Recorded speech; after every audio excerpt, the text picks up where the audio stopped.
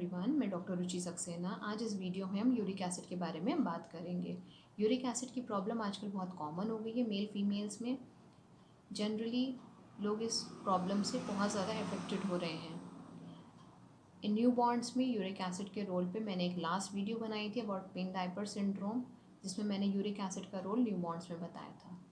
आज हम डिस्कस करेंगे about uric acid in general. Uric acid होता क्या है, इसकी कॉजेज़ क्या हैं, ये बढ़ता है तो क्या प्रॉब्लम आती है, कम होता है तो क्या प्रॉब्लम आती है, इसकी नॉर्मल वैल्यूज़ क्या है मेल फीमेल में, क्या टेस्ट हमें कराना चाहिए यूरिक एसिड के लिए, एंड इसका बेनिफिट क्या है यूरिक एसिड का बॉडी में, और टेस्ट कराते वक्त हमें किन बातों का ध्यान रखना चाहिए यूरिक एसिड के लिए। ठीक है, let's start with the video.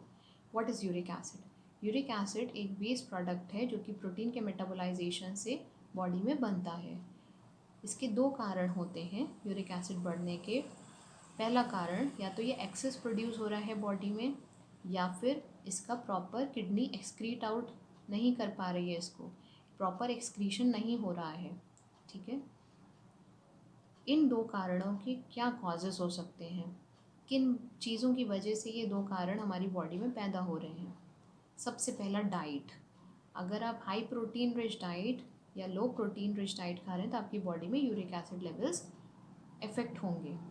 Second, अगर आपकी बॉडी में किडनी एक्सक्रीशन प्रॉपर नहीं हो रहा है, जैसा कि मैंने पहले बताया, impaired renal excretion. Third, excessive endogenous secretion of purines.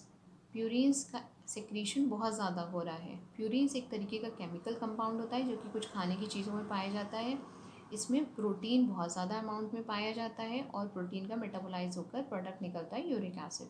तो हमें प्यूरिन का सेक्रीशन अगर हमारी बॉडी में बहुत ज़्यादा हो रहा है तो यूरिक एसिड लेवल बढ़ सकता है।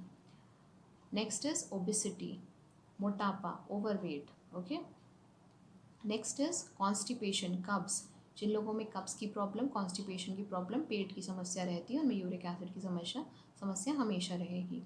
Next is genetic factor. अगर आपकी फैमिली में टेंडेंसी है, हेरिडिटरी प्रॉब्लम है आपके यहाँ गाउट की, अर्थराइटिस की, या यूरिक एसिड बढ़ने की लेवल की, तो हो सकता है आपके जीन्स में भी उसका इफेक्ट आ जाए। अगर यूरिक एसिड बढ़ता है तो क्या प्रॉब्लम्स आती है हमारी बॉडी में, what can be the diseases due to uric acid. सबसे पहला, गाउट। जोड़ों में सूजन, स्वेलिंग, पेन एंड टेंडरनेस, दर्द और दुखन होगी जोड़ों में। गाउट होगा जिससे हम गठिया या अर्थराइटिस भी हम कह सकते हैं, वो होता है यूरिक एसिड के बढ़ने से। Next is nephropathy, kidney problem होती है। Third is urolithiasis. ठीक है, किडनी में स्टोन बन सकता है, यूरिनरी ब्लैडर या यूरिनरी ट्रैक्ट में यूरिक एसिड के क्रिस्टल्स बन सकते हैं, stones. Next is cardiovascular diseases, heart की प्रॉब्लम हो सकती है। हाइपरटेंशन, ब्लड प्रेशर रेस कर सकता है, बढ़ सकता है। मेटाबॉलिक डिसऑर्डर्स हो सकते हैं। ओके, तो ये कुछ चीज़ें हैं जो यूरिक एसिड के बढ़ने से आपकी बॉडी को इफेक्ट करती हैं। अगर यूरिक एसिड कम होता है तो क्या होता है, when the uric acid level decreases. सबसे मेजर प्रॉब्लम होती है जब यूरिक एसिड हमारी बॉडी में कम होने लगता है।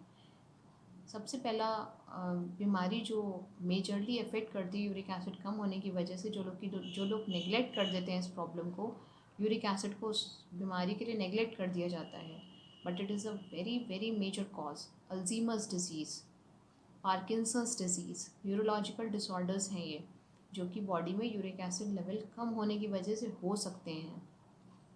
विल्सन्स डिजीज़, लिवर या किडनी डिजीज़। ठीक है, मल्टीपल स्क्लेरोसिस, ये प्रॉब्लम्स अगर आपकी बॉडी में यूरिक एसिड कम हो रहा है तो हो सकती हैं। Okay, next let's come to the normal values of uric acid. Male female में यूरिक एसिड की नॉर्मल वैल्यूज़ क्या होती हैं। एक एडल्ट फीमेल में यूरिक एसिड की नॉर्मल वैल्यू हम मानते हैं according to recent data 2.4 to 6 milligrams per decilitre. मोटा मोटा अप्रॉक्सीमेटली 2.5 से 6 मिलीग्राम्स पर डेसीलीटर हम इसको मानते हैं। एडल्ट मेल में 3.4 to 7 मिलीग्राम्स पर डेसीलीटर, 3.5 से आप 7 मिलीग्राम्स पर डेसीलीटर मान लीजिए। ठीक है, तो ये यूरिक एसिड की नॉर्मल वैल्यूज़ होती हैं कि adult female and adult mail में। अगर इससे ज़्यादा होता है तो हाई यूरिक एसिड है, कम है तो लो यूरिक एसिड है। यूरिक एसिड के लिए हमें कौन सा टेस्ट कराना चाहिए? दो तरीके के टेस्ट होते हैं यूरिक एसिड के लिए, एक ब्लड टेस्ट, एक यूरिन टेस्ट। ब्लड टेस्ट को हम बोलते हैं सीरम यूरिक एसिड। या आप separately serum uric acid test भी करा सकते हैं, एंड किडनी फंक्शन टेस्ट में भी सीरम यूरिक एसिड लेवल्स आते हैं। इसमें नॉर्मल ब्लड टेस्ट होता है। 4 आवर्स की प्रायर टू द सैम्पल आपको फास्टिंग करनी चाहिए। बहुत ज़्यादा फास्टिंग करने की नीड नहीं है, क्योंकि यूरिक एसिड लेवल्स फास्टिंग से भी डिफ़र करते हैं। एक होता है यूरिन यूरिक एसिड टेस्ट। इसमें क्या होता है, जब कोई पेशेंट कैंसर पेशेंट है और उसमें कीमोथेरेपी या रेडिएशन ट्रीटमेंट्स हो रहे हैं, तो उनमें यूरिन यूरिक एसिड टेस्ट कराया जाता है। या फिर कोई गाउट अर्थराइटिस का पेशेंट है, या फिर कोई रीनल स्टोन का पेशेंट है, तो उसमें हम 24 घंटे के पेशेंट का यूरिन लेते हैं। एंड नॉर्मल अमाउंट जो 24 घंटे का यूरिक एसिड में यूरिन में यूरिक एसिड निकलना चाहिए, वो होता है 250 to 750 milligrams, ओके, पर 24 hours of urine in a patient. तो अगर इतना अमाउंट निकल रहा है दैट्स नॉर्मल, अगर कुछ डिफरेंस है दैट्स एब्नॉर्मल, ओके। 24 आवर्स की यूरिन में ये अमाउंट देखा जाता है यूरिन यूरिक एसिड टेस्ट में। It is essential for cancer patients, gout and renal stones, majorly for chemotherapy and radiation treatments. अब हम बात करते हैं कि हमें किन बातों का ध्यान रखना चाहिए यूरिक एसिड टेस्ट कराने से पहले। If you are consuming alcohol, अगर आप अल्कोहल का यूज़ कर रहे हैं तो आपकी यूरिक एसिड लेवल्स डिफ़र करेंगे।